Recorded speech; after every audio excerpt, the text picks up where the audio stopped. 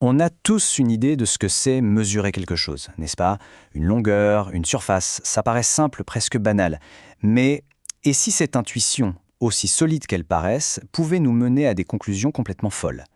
Et si on pouvait prendre un objet, le découper et en faire deux identiques? Alors voilà le programme. On va partir d'une question toute simple. On va tomber sur un problème de partage, puis sur un paradoxe qui défie l'imagination, avant de découvrir la solution, les tribus, pour enfin aboutir à la grande théorie de la mesure. C'est parti. Tout commence par une idée simple, vraiment, la base de la base. Mesurer. Au fond, c'est juste coller une étiquette avec un nombre sur un objet ou une partie de l'espace. Bien sûr, ce nombre va dépendre de l'unité qu'on choisit, que ce soit des mètres ou des centimètres, peu importe. L'important, c'est qu'on s'attend à ce que cette mesure suive quelques règles de bon sens. Et ces règles, elles sont ultra intuitives. D'abord, une mesure, c'est toujours positif. Logique. Ensuite, la mesure de rien, c'est 0. Et surtout, la troisième, si on a deux objets qui ne se touchent pas, la mesure de l'ensemble, c'est tout simplement la somme des deux mesures. On additionne, et voilà. Ça semble inattaquable, non ? Pour voir où le bas blesse, prenons un exemple que tout le monde connaît, le partage d'un gâteau. Un problème simple en apparence, mais qui cache déjà quelques subtilités sur ce que mesurer veut dire. Pour deux personnes, c'est facile. La fameuse technique « je coupe, tu choisis », ça marche à tous les coups. Pourquoi ? Parce que chacun a sa propre mesure de la valeur. Pour celui qui coupe, les deux parts sont égales. Pour celui qui choisit, il en a forcément une qui est au moins aussi bonne, si ce n'est meilleure. C'est juste et équitable. Mais dès qu'on passe à trois personnes, tout s'écroule. Comment on fait ? Cette petite énigme du quotidien nous montre que nos règles de bon sens, si simples soient-elles, ne suffisent pas toujours. Et ça, c'est un avant-goût d'un problème bien plus vertigineux. Et nous y voilà, le moment où tout bascule. Parce que si on prend nos belles règles intuitives et qu'on les applique à la géométrie, on tombe sur un résultat qui n'est pas juste contre-intuitif. C'est un véritable séisme pour la logique. C'est le paradoxe de Banach-Tarski. Et attention, ce n'est pas une image, ce n'est pas une astuce, c'est un théorème mathématique prouvé et démontré. Une vérité qui vient dynamiter notre notion de volume. Ok, visualisons. On part d'une sphère, une boule bien pleine, solide. On la découpe en un nombre fini de morceaux, 5 suffisent, des morceaux aux formes incroyablement complexes, certes, puis on ne fait que les déplacer et les faire tourner.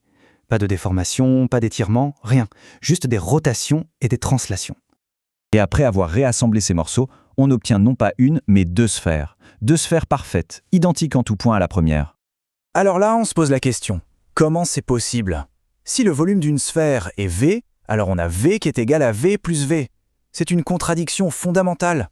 Ça voudrait dire que le concept même de volume n'a aucun sens. La sortie de ce cauchemar logique est aussi subtile que brillante. Le paradoxe nous force à admettre une chose incroyable.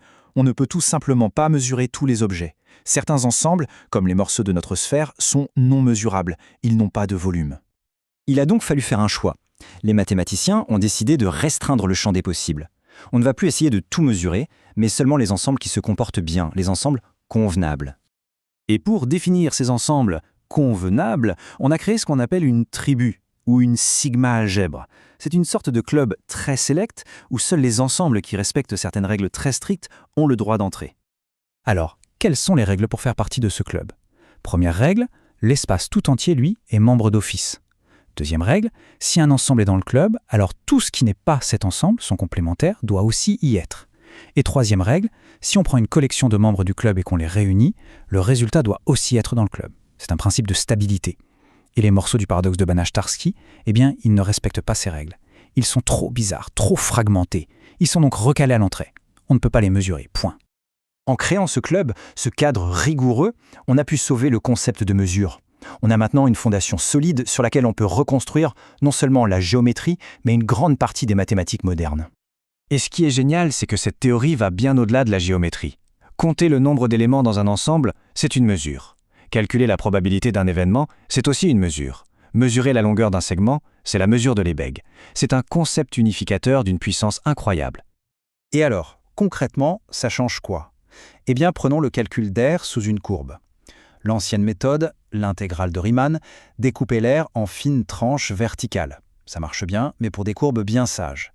La nouvelle approche, l'intégrale de Lebesgue, est beaucoup plus astucieuse, elle découpe à l'horizontale. Elle regroupe les points par altitude. Cette méthode est bien plus puissante et elle permet de calculer l'air de forme beaucoup plus complexe. C'est devenu un outil indispensable en probabilité, en physique quantique, en finance, partout où la réalité est un peu plus chaotique.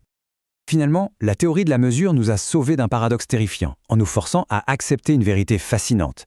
Tout n'est pas mesurable, ce qui ouvre une question vertigineuse. Si même l'espace mathématique pur contient des objets si étranges qu'on ne peut pas leur assigner une taille, qu'est-ce que cela nous dit sur la nature profonde de l'espace et de la réalité elle-même ?